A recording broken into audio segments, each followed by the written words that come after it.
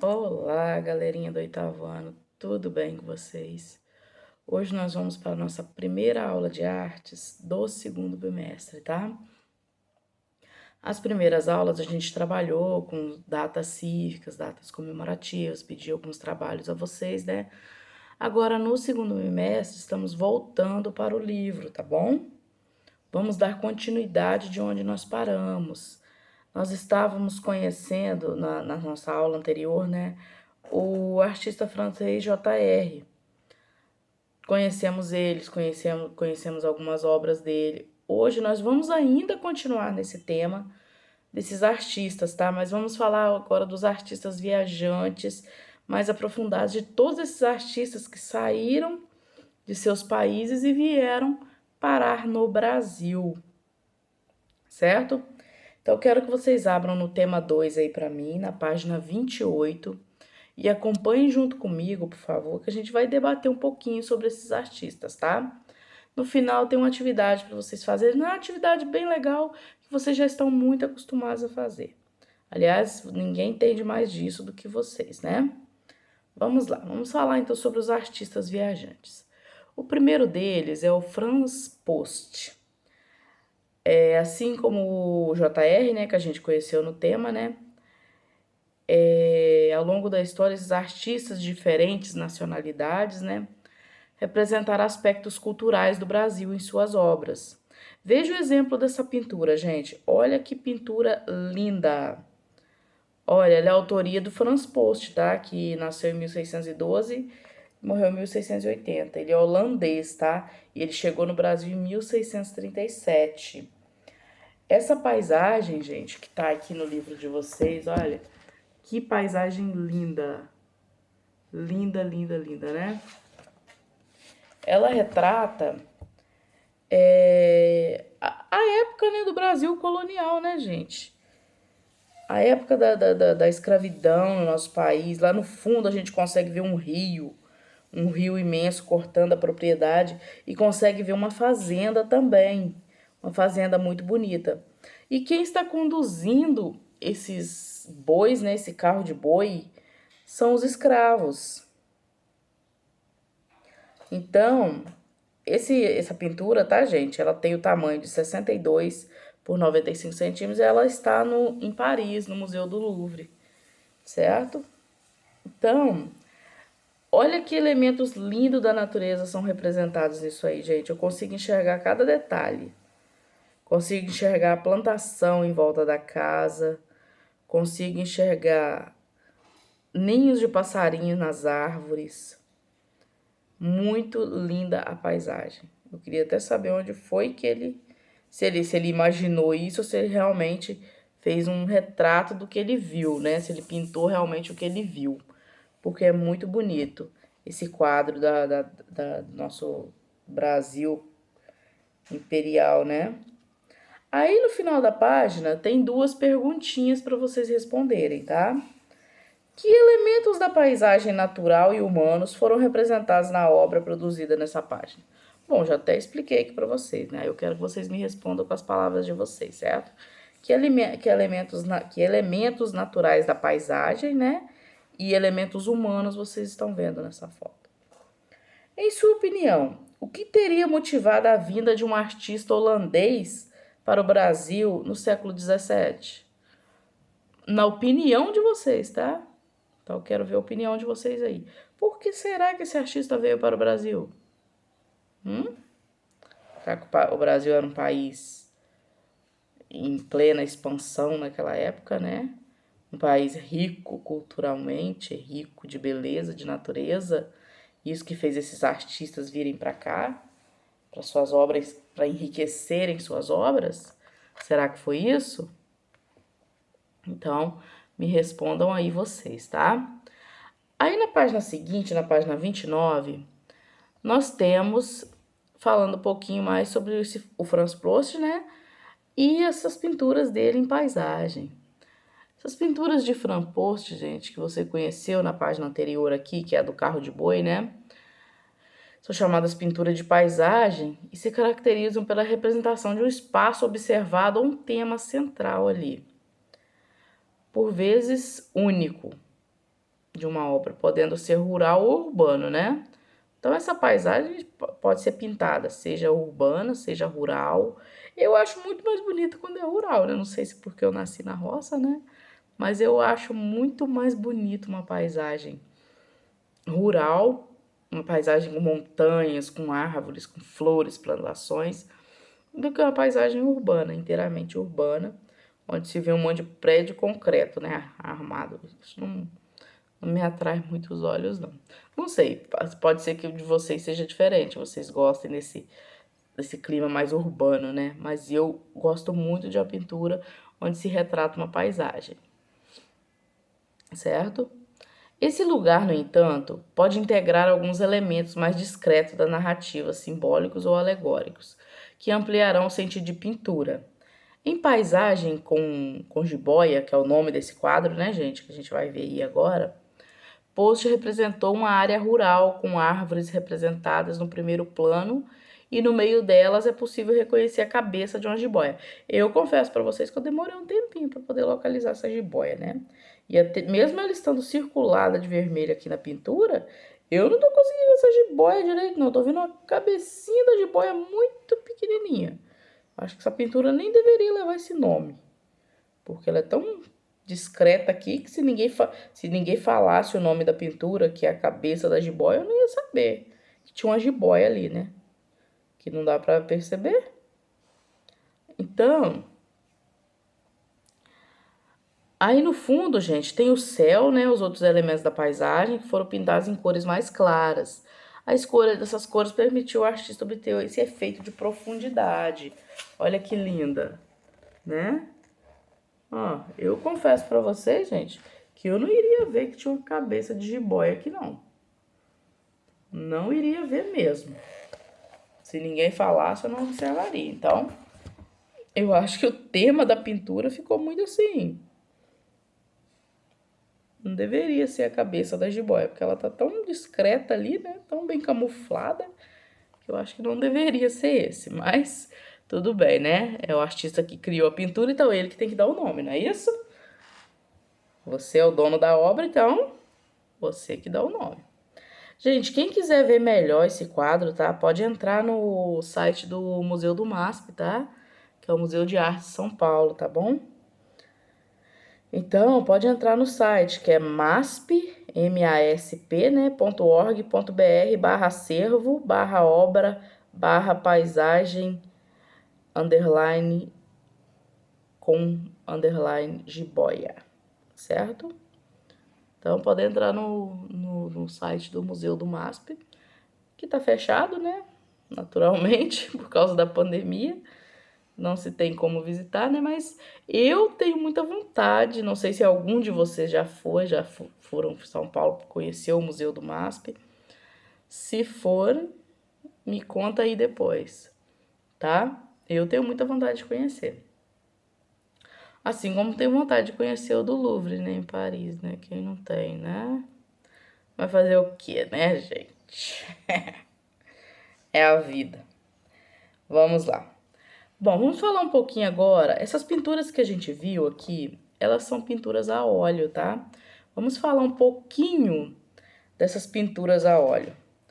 Você já percebeu que a legenda das pinturas, ela traz essa informação? O tamanho da tela, né?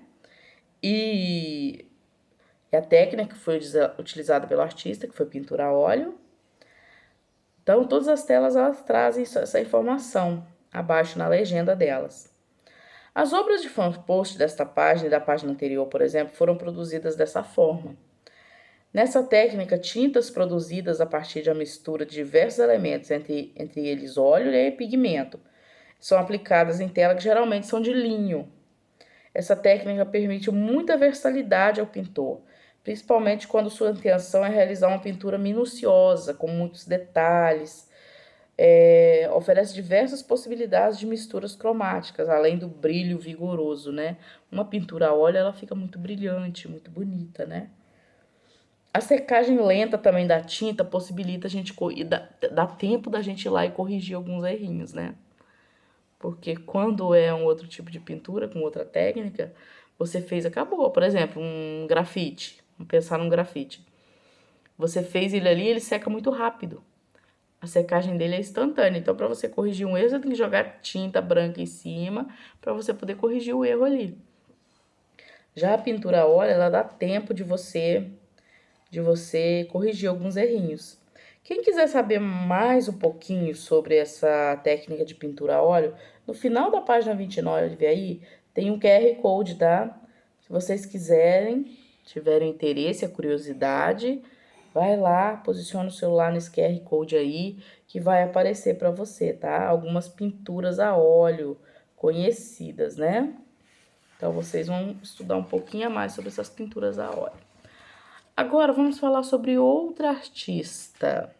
Agora, vamos falar de um artista holandês, né? Nós terminamos de falar de um artista francês, que é o Frans Post. Vamos falar agora de outro artista, que é um holandês. O nome dele é Albert Eckhout. Que nome bonito, né? Chique, né? Vou colocar esse nome no meu filho. Mentira. Então, gente, ele também representou telas do Brasil do século XVII, tá? Então, ele era um pintor com grande domínio técnico e representou pessoas, animais e plantas do Nordeste brasileiro. Entre as obras de Eckhout, destacam-se as naturezas mortas. Vocês sabem o que é natureza morta? Natureza morta é aquilo ali que não tem vida. Por exemplo, se eu faço uma pintura disso aqui, dessa bolsinha, eu estou retratando a natureza morta. Não tem vida ali, não tem árvores, não tem pessoas, não tem paisagens, né? Então, que fazem parte essa técnica de pintura morta fazem parte de um gênero de pintura caracterizado pela representação de objetos inanimados, né? Como eu mostrei a bolsinha ali para vocês. Mas esses artistas especializavam mais em pintar frutas, flores e porcelanas, tá? Veja ao lado a representação de duas naturezas mortas criadas por Eckhout. A primeira, gente, são natureza morta, né? Com frutas tropicais. E essa tela aí, eu achei essa melancia muito feia. Confesso pra vocês, não dá nem vontade de comer essa melancia. Esse tipo de melancia eu não conhecia. As outras frutas eu consigo identificar aí. Eu tenho caju, tenho um coco verde, tenho maracujá. Inclusive, eu tenho a rama do maracujá com a flor do maracujá, ó. Quem não conhece a flor do maracujá, isso aí é uma flor de maracujá, tá? Tem essa melancia que eu achei muito feia, né? Tem abacaxi. E tem algumas laranjas também em cima. Então, é uma composição muito bonita. Eu, pelo menos, achei uma composição muito bonita, tá? Então, essa tela, gente, que ele pintou, né? Com essas frutas tropicais, ela tá no Museu Nacional da Dinamarca, tá? Ela está em Copenhague, tá? Lá na Dinamarca. Aí nós temos outra também, que tá lá exposta lá no Museu da Dinamarca, tá? Museu Nacional da Dinamarca, em Copenhague, que é outra pintura morta, agora representando outras frutas. Nela tem um destaque para a banana. Olha aí, tem uma folha de bananeira em cima, tem bananas, tem goiaba, tem várias outras frutas aí, laranja, né? Olha que linda, gente, as pinturas. Olha que bonito. Preparem-se que daqui a pouco eu vou passar uma atividade para vocês representarem isso aqui para mim, tá? Tá dando um pouquinho de brilho, né, na tela. Mas olha que linda, que linda, que linda essas pinturas. É uma pintura que eu colocaria na minha casa, com certeza. Imagina o valor de uma obra dessa? Então, gente, nas pinturas, essas duas pinturas que a gente acabou de ver, o realismo presente nas formas, vocês conseguiram observar? Como é realista? Como parece de verdade, parece uma fotografia, né? As figuras são representadas na parte de baixo da composição e o céu na parte de cima. Repare também que tem sempre o céu aí, né, gente? A gente nunca, nas duas aí, eu não tô vendo o fundo, tipo assim, de uma casa. Poderia ser uma pintura em cima de uma mesa e no fundo tem uma casa. Não tem, né? As pinturas estão ao ar livre. Então, essa é uma característica marcante das naturezas mortas produzida pelos artistas holandeses, tá? Agora vamos falar de retrato? Isso vocês entendem bem, né? Principalmente de autorretrato, né? Vamos lá, o gênero retrato. Além de paisagens de naturezas mortas, os artistas holandeses se destacaram na produção de pinturas de óleo, gêneros como o retrato, que se caracteriza pela representação de uma pessoa, de um grupo de pessoas, com base na observação de um modelo vivo, né? Um indivíduo que posa para os pintores de fotografias com auxílio da memória. A pintura reproduzida ao lado, por exemplo, é um retrato feito por Albert, né, com base em uma vivência no Nordeste do Brasil, onde permaneceu de 1637 até 1644. O Albert produziu várias obras nas quais representou pessoas que viviam no Brasil naquela época. As representações que ele fez, entretanto, eram idealizadas, isto é, não correspondiam à realidade.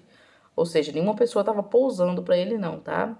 Ele produziu ela levando em conta o padrão clássico de beleza da época e as observações que ele fazia, né? Nessa pintura aí nós temos uma mulher tupi, né? Com um filho e um cesto na cabeça. Então, essa tela também está lá na Dinamarca, né? Ou seja, tudo que eles retrataram no Brasil também carregaram para a Dinamarca, né? Ficou nada no Brasil, né? Vieram aqui só para poder usar a nossa paisagem, as nossas frutas e levou tudo para Dinamarca. As obras estão todas lá e valendo muito dinheiro. Então, gente, nessa página 31, nós temos 3 perguntinhas aí para vocês responderem, tá? A primeira: quais são as principais figuras representadas na pintura produzida nesta página? Então, vocês vão escrever para mim. Quais são as figuras que vocês estão vendo? As principais, tá? O que ele está representando aí? Aí depois na 2, que elementos da paisagem natural são representados? Aí já é diferente da número 1. Na figura 1, ele quer saber quem está sendo representado aí. Na 2, ele quer saber os elementos da paisagem. Que elementos da paisagem que estão sendo representados aí, certo? Na 3, com a presença do colonizador europeu, como a presença do colonizador europeu pode ser identificada aí nessa pintura? Hein, gente? Olha, o que a gente está vendo aí nessa pintura? Observe aqui para mim, ó. O que a gente consegue ver aqui? A gente consegue ver uma índia, né? Com um cesto na cabeça, uma criança. Isso é representação de uma pessoa típica aqui, né? Do nosso país, de uma índia. Mas aí, quer saber nessa 3, que elementos que me dão a ideia de que tinha um colonizador europeu aí? Que elementos dessa paisagem, gente? Ou da pintura toda? O que aparece nessa pintura aí que me dá uma ideia de que esses índios foram colonizados? Certo? Responda aí pra mim, tá? Quero ver a resposta de vocês. Vamos lá. Agora, virando a página 32, nós vamos falar de autorretrato, que disso vocês entendem muito bem, né? O retrato foi reconhecido como gênero da pintura a partir do século XVI. Egípcios, gregos e romanos produziam retratos desde a antiguidade. Ao longo da história, artistas de diferentes estilos produziram não apenas retratos, mas também autorretratos, ou seja, retratos de si mesmo, né? Certo? Então, nós temos aí o primeiro, que é o Homem Desesperado. Autorretrato, né? De Gustave Courbet, que é uma pintura a óleo também, que é uma coleção particular, né? Então, não está exposta pra gente ver. Aí, depois nós temos o autorretrato com orelha enfaixada. Eu não sei qual o sentido desse autorretrato, de enfaixar a orelha desse cara, mas vamos lá, né? Essa é de Van Gogh, né, gente? Famoso pintor, né? E essa aí tá no Museu Galeria Cortland, em Londres, tá? No Reino Unido. Então, essa tá exposta lá. Depois nós temos um outro autorretrato aí de Picasso, né? De Pablo Picasso, que é a tintura a óleo também, tá? Que está na República Tcheca, está em Praga. Então, olha aqui, não é um gênero de pintura que eu goste muito, né? Esta ficou parecendo mais realista, né? Ficou bem mais parecido com um retrato de verdade. Agora, esses dois aqui ficou parecendo os desenhos que eu peço na aula de artes e me aparecem esses desenhos aí, né? Ficou bem parecido com esses desenhos aí. Muitas vezes vem na aula de artes. Então, vamos lá. Agora, a perguntinha aí no final da página para vocês, na página 32. Que diferenças podem ser observadas entre as obras produzidas nessa página? Qual a diferença dessas 3 obras? Escrevam aí para mim, o que vocês notaram diferença? Eu noto muitas diferenças, né? Inclusive até falei alguma coisinha aqui para vocês. Observe aí as diferenças entre o retrato 1, esse 2 da orelha enfaixada e o 3 do retrato de Pablo Picasso, né? O autorretrato, né, de Pablo Picasso. Observe aí para mim e me diga quais as diferenças dele. Agora vamos para um tema que vocês entendem muito. Vamos lá na página 33, compreender um texto. Por que tiramos e postamos tantas selfies? Vamos lá. Por que será? Vocês fazem muito isso, né? Vocês tiram e postam muitas selfies, tá? É uma tradição. Anualmente, o Oxford Dicionário, dicionário, né? Tá em inglês, mas é Oxford Dicionário, né? Escolhe um termo da língua inglesa que considera a palavra do ano. A palavra do ano de 2013 foi selfie, né? A palavra em si não é nova. Há registros do uso do termo selfie para definir uma foto de si mesmo sendo usada em 2002, né? Então, a primeira vez que se ouviu esse termo lá foi em 2002. Se a palavra não é nova, a ideia de tirar o próprio autorretrato é muito menos, né? As pessoas tiram selfies desde antes da chegada da câmera digital, reproduzindo uma expressão artística histórica. Afinal, fotógrafos e pintores os produzem há séculos. O ano do selfie é só mais um sintoma de que a imagem está tomando lugar de texto nas comunicações. Aí a gente já está falando de gênero textual, né? A imagem também é um gênero textual. Tá certo? A psicóloga Pamela Ruth explica que registrar uma selfie em um contexto, em muitos casos, é mais eficiente para comunicar algo do que você escrever um texto, né? Por exemplo, você postar uma foto sua na praia. É melhor do que você escrever estou na praia. Todo mundo vai entender que você está na praia. Você não precisa escrever estou na praia. Você mandou uma foto sua na praia, obviamente você está na praia, né, gente? Certo? Então, isso significa que a popularização da tecnologia ou nossa vontade de receber aprovação não são os únicos motivos pelos quais tiramos tantos autorretratos, né, ou selfies, né? Então, o clichê, né, aquele ditadozinho que diz uma imagem vale mais do que 1000 palavras, não é um clichê à toa, né, ou é?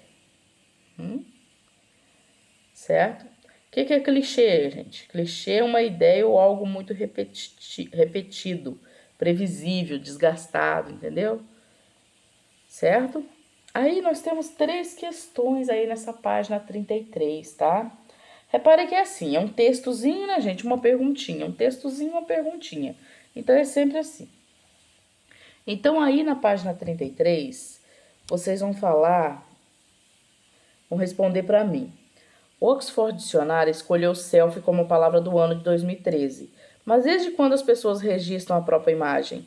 Volta aí no texto aí que vocês vão descobrir, tá? Certo? Dá uma lida de novo aí no texto. Nós não estamos tirando tantos autorretratos e publicando-os apenas em razão da popularização da tecnologia ou do desejo de aprovação. Qual seria o outro motivo, gente? Por que será que a gente posta tanta foto? Vamos debater um pouquinho sobre isso aí? Escreve aí pra mim. Por que será que a gente tira tanta selfie? Tira e posta, né, nas redes sociais? Por que será que a gente faz isso? Vocês mais do que ninguém sabem, né? Então respondam aí, quero ver a resposta de vocês. Vamos lá. Virando a página 34, vamos falar de outro artista, né, europeu aí, que chegou também no Brasil, que é o Jean-Baptiste Debret, que no início do século XIX, um novo grupo de artistas europeus chegou no Brasil.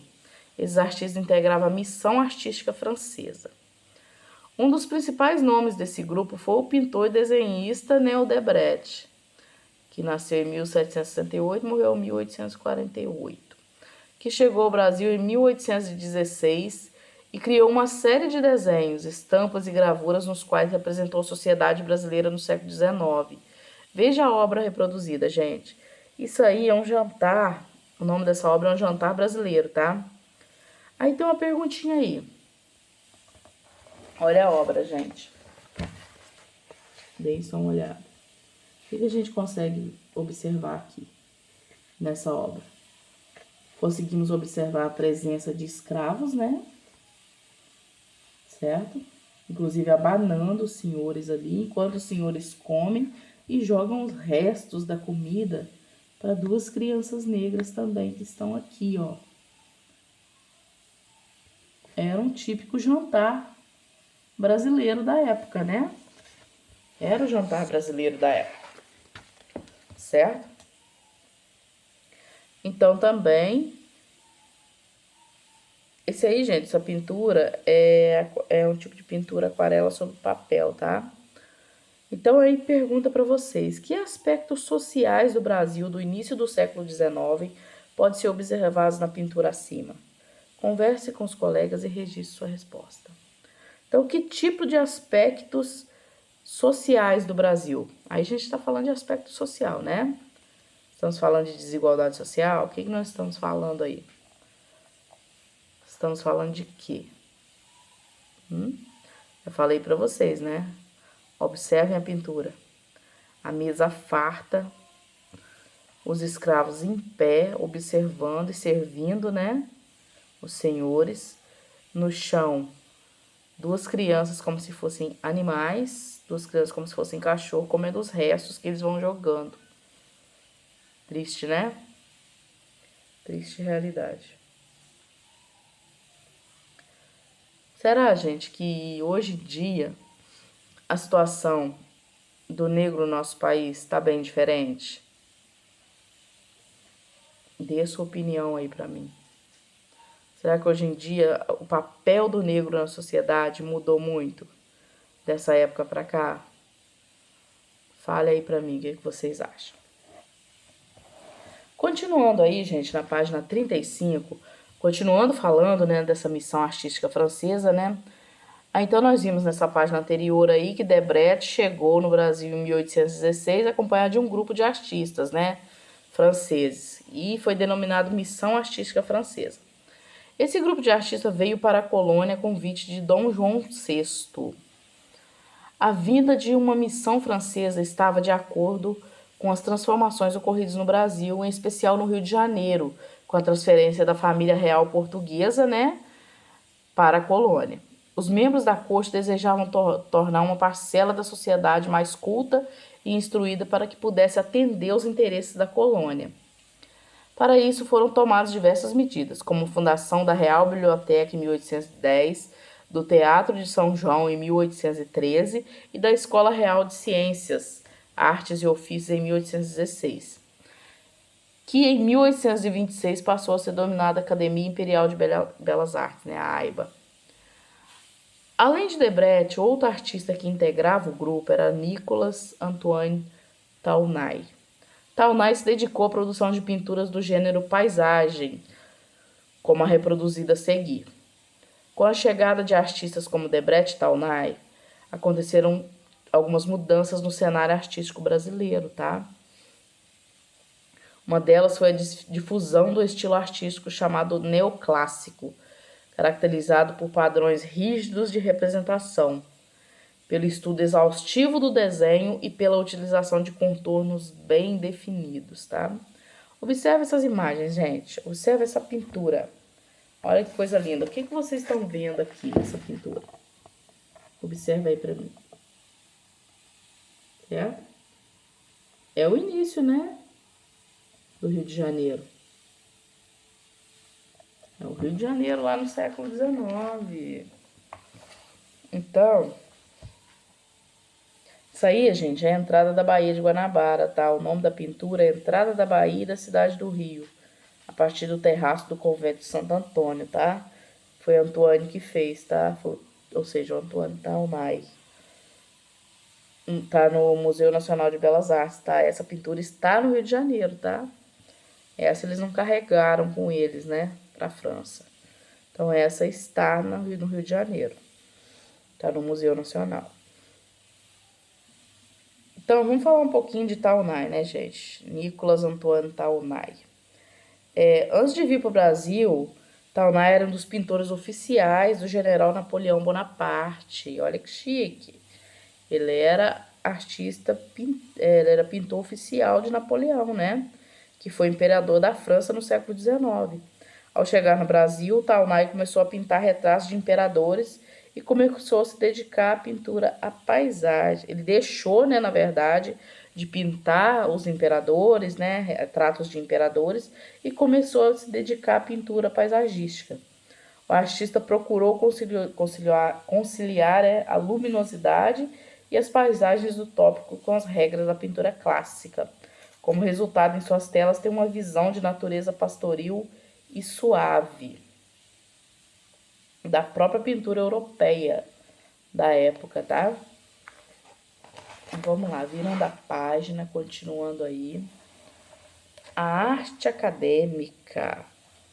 Vamos lá, também chamada academismo, o termo arte acadêmica refere-se à produção artística criada nas academias, isto é, nas escolas de ensino superior, né? Aí já aparece pra gente as escolas de artes, né? Que antes os pintores não tinham formação em escolas de arte. Cada um tinha o seu talento ali, descobriu o seu talento e começava a pintar, e se tornaram pintores muito famosos, né? Mas a partir de então a gente já começa a falar sobre o academismo, ou seja, eles estudando arte numa academia. Na AIBA, os artistas vindos com a missão francesa passaram a difundir o ensino de arte com base nos estilos consagrados nas academias europeias. Com o tempo, alguns alunos da AIBA tornaram-se professores, ganhavam prêmios e viajavam para o exterior. Ao voltar, esses artistas traziam para o Brasil influências de outros estilos europeus, né? Então, aí já é o momento de não os artistas lá da Europa virem para cá, né? De sim os brasileiros, artistas formados aqui, começarem a viajar para lá e trazer elementos da cultura europeia para as pinturas deles, né? Na obra reproduzida a seguir, por exemplo, há traços de romantismo, estilo artístico que se desenvolveu na Europa e que tem como característica a valorização das emoções humanas. Quando a gente fala de romantismo, tá, gente? Não tá falando de quadro com pintura de romance, não. Vocês estão olhando para essa tela aí, pode até interpretar errado aí, que tem uma espécie de padre, né, monge, pegando um índio que tá caído, deitado no chão, né? Mas não tem nada de romântico aí, não, nesse sentido, não, tá, gente? Romantismo, na verdade, é retratando as emoções humanas, tá? Das tradições históricas e temáticas nacionais, assim como o forte contraste entre o claro e o escuro, entre outras. Repare nas expressões do rosto do personagem. É possível imaginar que eles estariam tristes, sentidos, né? Olha aqui, gente. Dá para observar claramente a expressão de dor no rosto desse índio e no rosto do padre, né? Uma expressão de ternura, de cuidado com ele, né? Certo? Observe a pintura aí com mais calma. O nome desse quadro se chama O Último Tamoio, de Rodolfo Amoedo.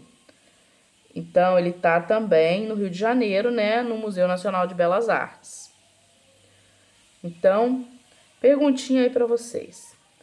Quem você imagina que sejam os personagens representados na pintura reproduzida nesta página? O que pode ter acontecido com elas? O que será, né, gente? Responda aí pra mim. Quem quiser pode fazer uma pesquisa, tá? O que representa, vai lá na internet, pesquisa. O que representa a pintura O Último Tamoio, de 1883, certo? que representa? Vai lá, pesquisa pra mim e responde aí pra mim. Bonitinho, tá? Então, gente, tem o site também do Museu Nacional de Belas Artes, tá? Que é mnba.gov.br/portal, tá? Vocês podem acessar também, que fica na Avenida Rio Branco, né? Na Cinelândia, no Rio de Janeiro, certo? O acervo desse museu é formado por mais de 70 mil itens, a pinturas, esculturas e outras obras produzidas por artistas brasileiros e estrangeiros. Entre elas estão algumas das pinturas que conhecemos neste tema. No site é possível visualizar obras do acervo e obter informações sobre as ações educativas realizadas no museu. Agora, para a gente finalizar esse tema 2, né? Na nossa próxima aula a gente já entra no tema 3. Mas antes disso eu quero que vocês me mandem essas respostazinhas todas no caderno, tá? Coloque a página, tá, gente? Coloca o títulozinho ali, responde a perguntinha 1, perguntinha 2. Se tem só uma, responde só uma, que nem aqui na página 36 só tem uma. Responde só ela, mas aí você coloca o tema, a arte acadêmica.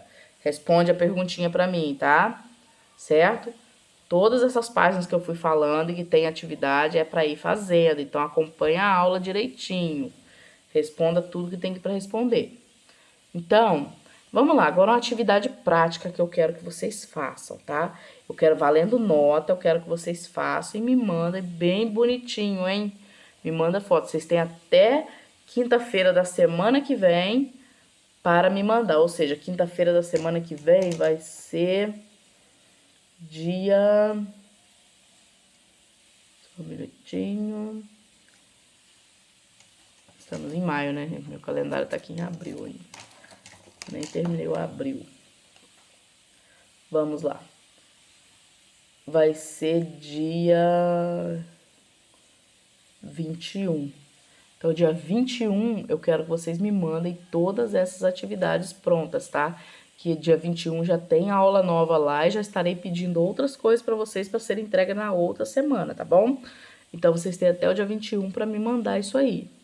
A gente já fechou a nota do primeiro bimestre, agora isso aqui é para a nota de segundo bimestre, tá? Então, coisas entregadas depois do prazo, a nota vai ser reduzida, viu? A nota não vai ser a mesma. Igual aconteceu no primeiro bimestre, de alunos ficarem com nota baixa por causa de não entregar coisa dentro do prazo, entrega atrasado, entrega coisa feita de última hora, coisa mal feita.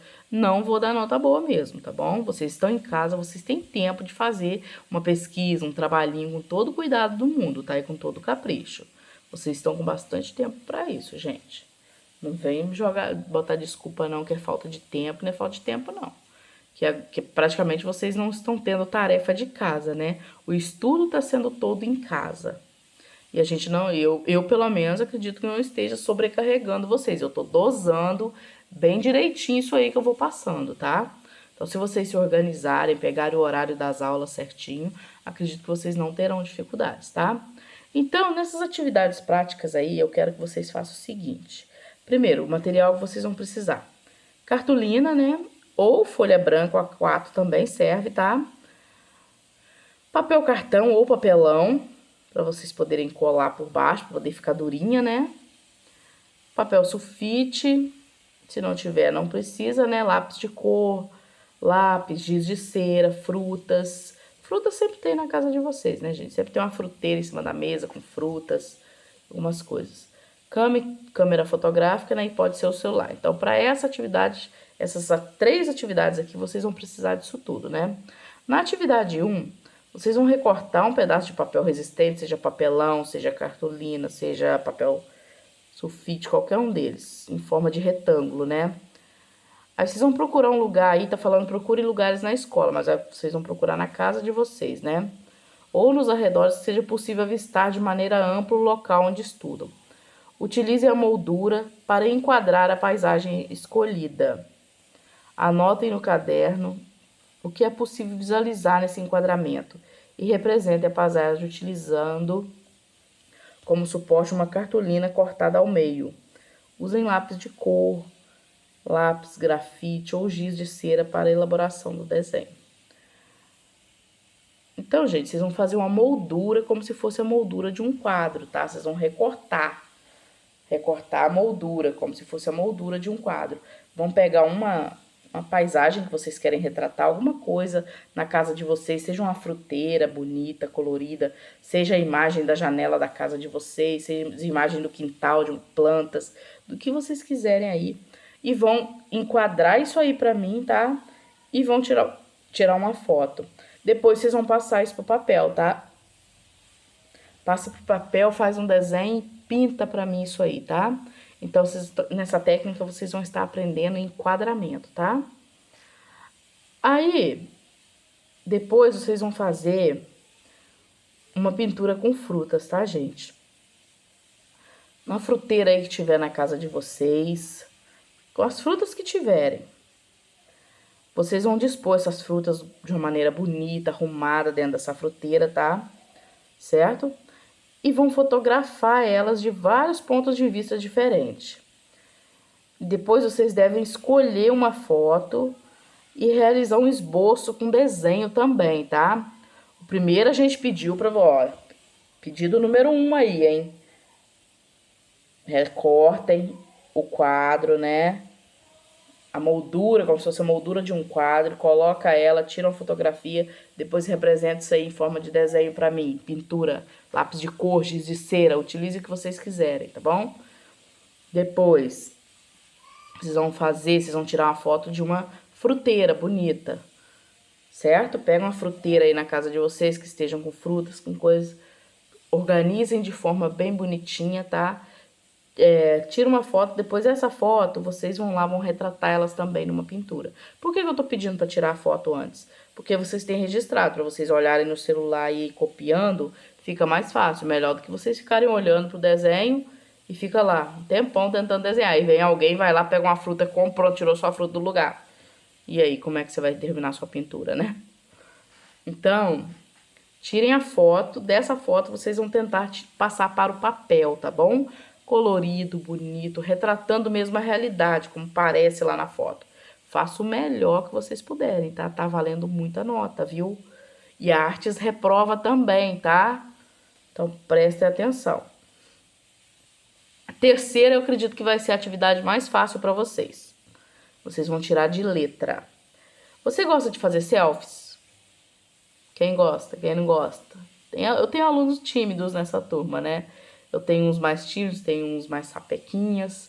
Então, temos de tudo aí. Vocês vão realizar um ensaio fotográfico, utilizando a máquina, né, fotográfica, o celular, né, gente, lógico. E vão fazer a selfie. A selfie pode ser considerada um autorretrato digital. Experimente várias possibilidades. Selfie com cores e contrastes diferentes que destaquem seu rosto. Tira uma selfie, vai lá. Testa ela com aqueles filtros. Todo mundo tem aplicativo de filtro no celular, né? Testa ela com contraste diferente, com cores diferentes, com luminosidade, preto e branco, aquele tom mais amarelado. Tenta aí, vamos ver como é que fica. Me mandem, tá? Me mandem as fotos que eu quero ir vendo. Se vocês realmente estão fazendo a atividade, certo? Isso aí é uma atividade muito fácil para vocês, né? Porque vocês já fazem isso direto. Então, vamos lá, algumas dicas para a gente fazer uma selfie legal. Primeiro, prefira a luz natural, tá? Tipo aqui, eu estou aqui gravando esse vídeo pra vocês, mas pra ficar, não tá com a luz legal, tá vendo que tá batendo uma sombra do lado de cá do meu rosto? Porque minha janela está nessa posição aqui, ó. Estou voltada contra ela, a porta tá lá no fundo. Eu não posso deixar aquela porta aberta também, senão a luz vai ficar nas minhas costas e meu rosto vai ficar totalmente escuro aqui, vocês vão conseguir ver. Então, a sombra tá batendo desse lado, porque tem muita luz vindo lá de cá. Se eu virar pro lado de cá para poder gravar esse vídeo, aí sim meu rosto ficaria todo iluminado porque a luz tá vindo aqui, a favor do meu rosto, né? Assim é para tirar uma selfie também. Então, vocês vão fazer isso. Eu não tenho a possibilidade de gravar esse vídeo totalmente virada ali pro coisa para vocês, porque a minha mesa fica aqui, senão teria que virar tudo de lugar e é pesado, é complicado pra caramba. Aí, teve que ser assim mesmo. Então, por isso que ficou essa sombra do lado do meu rosto. Mas numa selfie não é bom que fique essa sombra. Então, o que vocês vão fazer? Procure a luz natural, né? A luz, do jeito que a luz fique voltada para o seu rosto e tire a selfie, tá? Se a luz estiver nas suas costas, não vai ficar bom, vai ficar escuro o seu rosto, certo? Evite sombras, certifique-se de que não há sombras sobre você, uma vez que isso apagará áreas do seu rosto. É igual tá acontecendo aqui, ó, no vídeo, ó. Essa parte aqui fica apagada. Por quê? Tem a sombra da parede tá vindo aqui direto em cima de mim. Um bom horário para fazer o registro, evitando a projeção de sombra, é pela manhã bem cedo ou depois que o sol se põe, tá? Aí fica a selfie bonita. Evite fazer selfie utilizando flash. O rosto é fotografado muito de perto e o flash provocará distorções, né? Então, não faça selfie utilizando flash, tá? São dicas para uma selfie boa. Não entendo muito disso não, mas a gente estuda e aprende, né? Então, descubra a melhor pose e não altere a foto. Faça o registro com naturalidade e descontração, tá? Faça aquela pose de modelo sério, certo? Para os meninos de galã da novela das 8. Lembre-se de que selfie não é apenas fotografar o rosto, portanto, explore outras possibilidades, até mesmo que inclua parte do seu corpo, certo? Fique em um dos cantos superiores da foto e deixe que o registro inclua a paisagem ou as cores no fundo. Vocês podem ficar mais de ladinho, pegar a paisagem, certo? Seja onde for que vocês estão fazendo a foto. Procure um lugar bonitinho para poder fazer a foto, certo? Se o fundo tiver neutro, né, gente? Se for uma parede neutra, por exemplo, sem nada na parede, o rosto de vocês é que será destacado. Procure manter o equilíbrio da câmera ou do celular no momento do registro. Se for o caso, segure o equipamento com as duas mãos, tá? Para a foto não sair tremida ou desfocada, né? Altere a posição da câmera buscando outros pontos de vista. Isso poderá ajudar a conseguir uma imagem diferente. A foto feita de cima para baixo deixa você mais esbelto, né? Quando você faz uma foto pegando de baixo para cima, fica muito feio, né, gente? Então, procure fazer assim para poder tirar foto. Tira a foto de cima, assim, ó. Certo? Aí o rosto de vocês fica mais bonitinho. Então, essas são dicas para se fazer uma selfie, né? Eu quero ver essas selfies, tá? Eu quero que vocês me mandem lá no privado. Juro que não vou compartilhar com ninguém, tá? É só para lançar nota mesmo para vocês, tá? Não vou postar em lugar nenhum. É só para eu poder lançar nota para vocês e ver se vocês estão utilizando todas essas técnicas aqui, né? Certinho? Então é isso, gente. Encerramos por aqui o nosso tema 2, tá? A nossa aula de hoje. Próxima semana eu já lanço novos desafios para vocês. Então eu quero essa atividade pronta até o dia 21, tá? Vocês têm até o dia 21, que é o dia da nossa aula de artes, para poder me enviar todas essas atividades, né? Foto do caderno respondido, ou se for responder no livro mesmo, que muitos deles têm espaço para responder no livro, tem até a linha para vocês escreverem, né? Agora, se vê que a resposta ficou muito grande, coloca no caderno. Se não ficou, deixa no livro, mas me manda foto, tá? Manda foto na ordem, organizadinho. E essa atividade aqui é a principal, ó. Onde vocês vão ter que fazer essas 3 atividades aqui, certo? Da página 37. Isso aqui vai valer muita nota, tá? Então, prestem atenção. Não percam o prazo de entrega, tá bom? Beijos, se cuidem. E até a nossa próxima videoaula, se Deus quiser.